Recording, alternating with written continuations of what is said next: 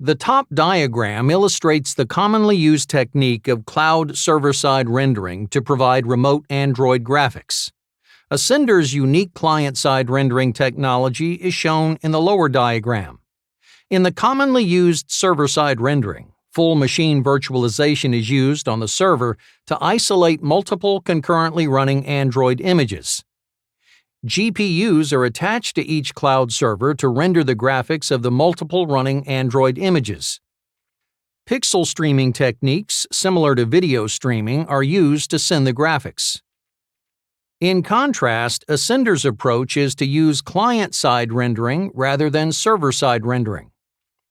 Instead of full machine virtualization, we use the more efficient approach of containerization, which greatly increases the number of Android images that can be hosted per server. Since we do not need GPUs on the server, the cost per server is substantially reduced. Our approach uses low network bandwidth by sending highly compressed graphical commands, which are then rendered into pixels locally on the client, rather than sending a massive volume of server-rendered pixels.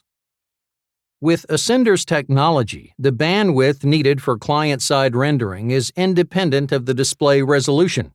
This is not the case for server-side rendering, where the bandwidth is highly dependent on the client resolution.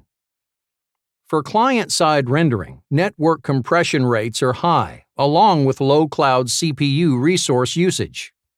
Ascender's client-side rendering typically uses 10 to 100 times less bandwidth than used for server-side rendering.